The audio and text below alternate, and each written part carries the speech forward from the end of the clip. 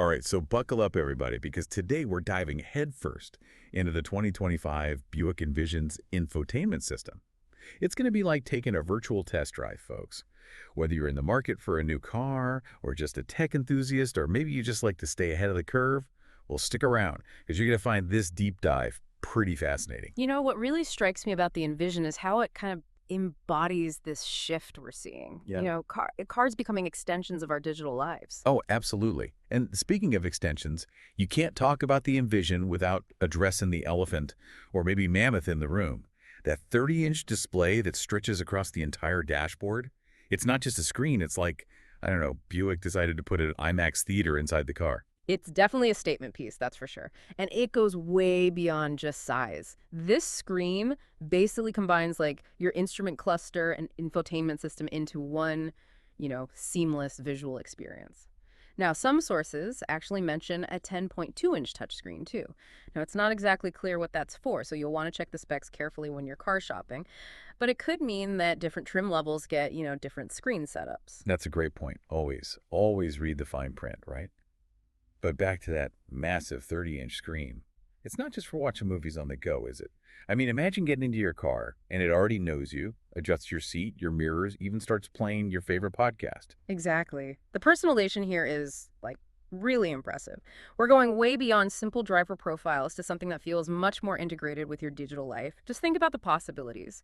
You could have different profiles for everyone in the family, each with their own custom settings and preferences. Ooh. Okay, so no more arguments over the radio presets. I'm liking where this is going. Yeah. And it doesn't stop there. Wireless Apple CarPlay, Android Auto, you name it.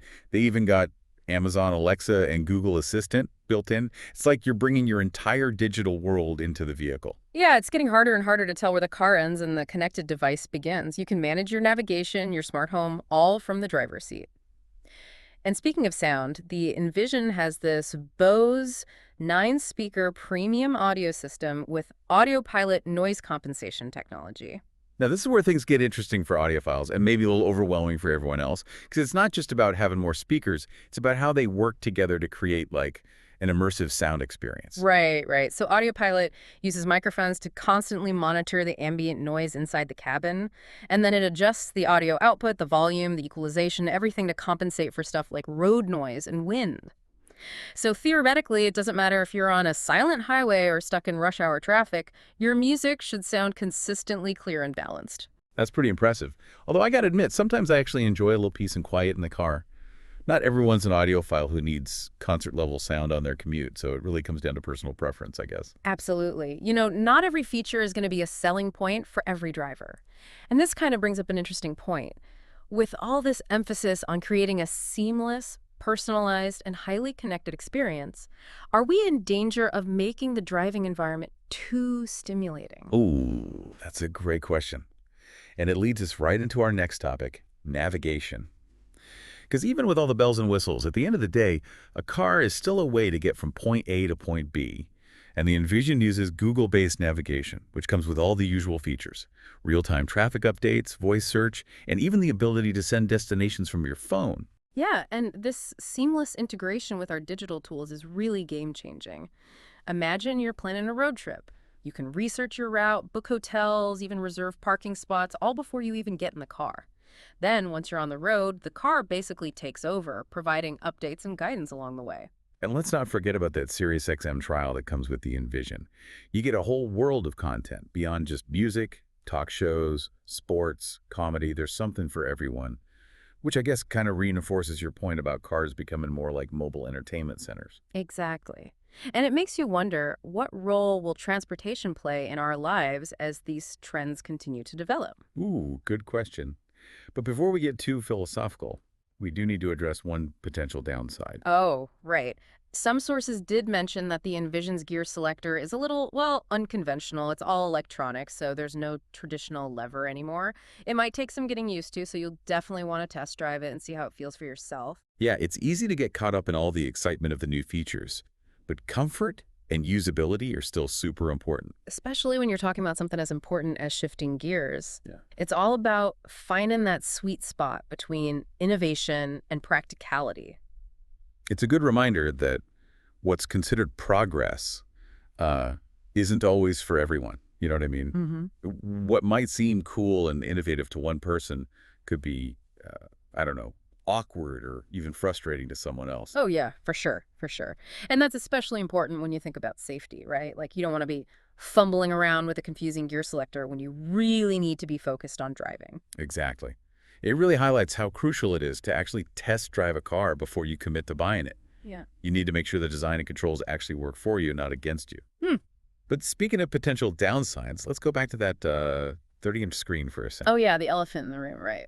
While it's definitely visually impressive and has a ton of functionality, I think we got to acknowledge that it could be, well, kind of distracting. I mean, having that much information right there in your line of sight, especially in heavy traffic, that could be a bit overwhelming.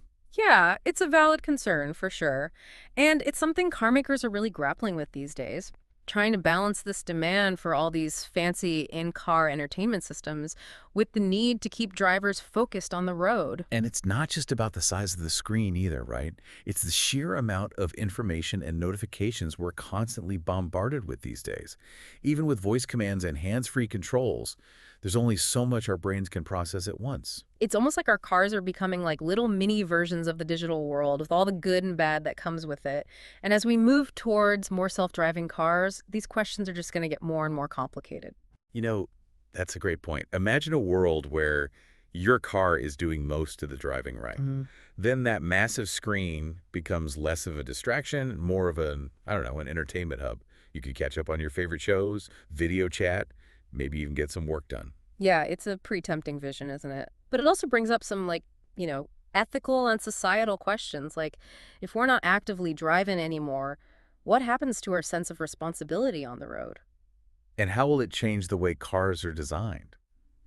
If the focus shifts from driving to entertainment, will we start seeing vehicles that are more like living rooms or offices on wheels? It's definitely something to think about. It just goes to show that this isn't just about technology, it's about how technology is reshaping our relationship with the world around us.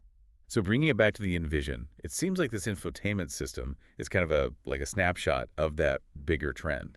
It's packed with features that are both exciting and potentially problematic, and it really makes you think about the future of driving in a whole new way. Exactly. It's a reminder that technology is a tool, and like any tool, it can be used for good or bad.